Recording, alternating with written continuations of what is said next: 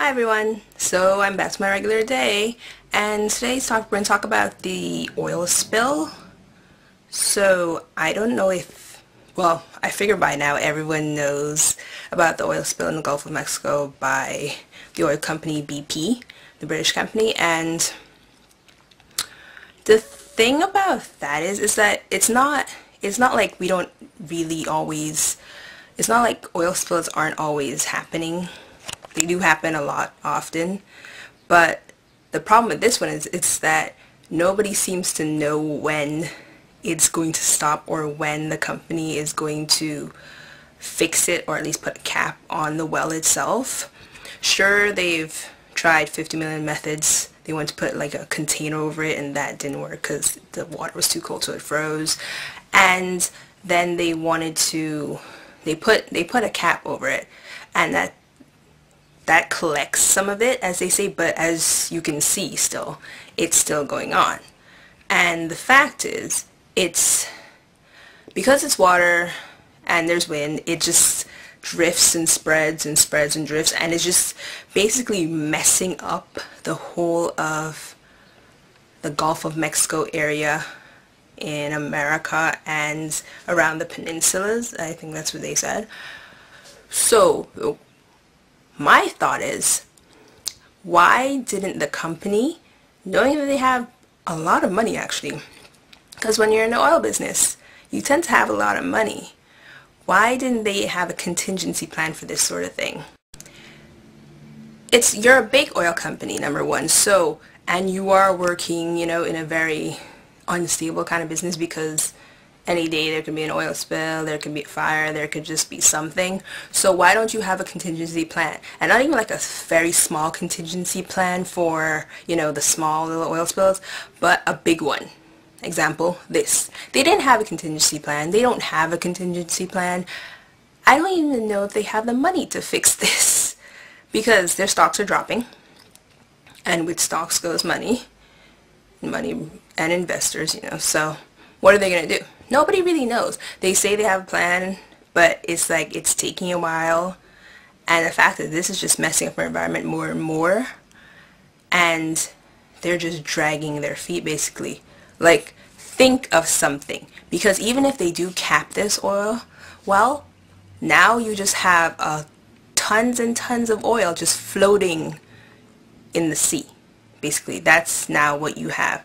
Tons and tons of oil. And it's like, who's going to clean that up?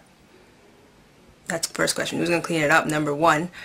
How long is it going to take to clean up? Number two. And how do you clean it up? The most important question, because oil just kind of sits on water. It doesn't go to the bottom, it just sits right at that level and nobody really knows what to do. I feel bad for those people who are in the fishing industry and things like that, and people who rely on tourism for their beaches and things like that, because the water just keeps drifting in and the oil comes with it. And then on top of that, you have the eco-environment just being screwed up. Basically, every day on the news you'll see like animals, birds, things like that just wading out of an oil pool, basically covered in oil, and the animals don't know what's going on. They're dying. And this is just really screwing up everything. It's sad, and at the same time it's very, very stupid, because why didn't anyone think this could happen? And if they did think it could happen, why didn't they make a great big plan and say, you know what, if this happens, this is what we're going to do because we have the resources to do it? Clearly they don't have the resources because it's not fixed, and it should have been fixed as soon as it happened.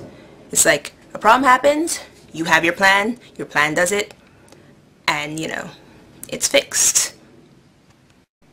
So I don't know what's gonna happen with the whole BP oil spill. I hope it does get fixed, but the way they're going, it's probably not gonna be fixed for a while, and then you have the cleanup behind it, and then you have the people who've lost a lot of money because their jobs are involved in fishing industry and things like that, and it's not like you can reverse time and go save fishes or, bring back tourism. You can't. So what are they going to do about those people? It's it's like, if you're gonna do this sort of business, have a plan if something goes wrong, because more than likely something will go wrong, and clearly here this is the worst thing that could happen and they don't know how to fix it. So this problem's kind of like, you know what people usually say, I don't know, I think old people say it, but it's kind of like the blind leading the blind. You're blind, so you don't know what's happening, and then you have another blind person leading you, they don't know what's happening. Basically, it's like, we don't know what's going to happen, and BP clearly does not know what's going to happen. It's a sad situation. I don't even know. And I don't know why people are blaming the American government in any sort of way. It's like, they can hand you money and everything, but American government didn't do this. BP did. Blame BP. I'm sure the American government's trying to do as much as they can, but they, again, don't have the resources for this because, you know, it's not their company. If BP had done their job, then this wouldn't be happening, or at least it'd been fixed by now. You know, it's really sad. But anyways, I'll see you guys next week, Monday. Enjoy the World Cup!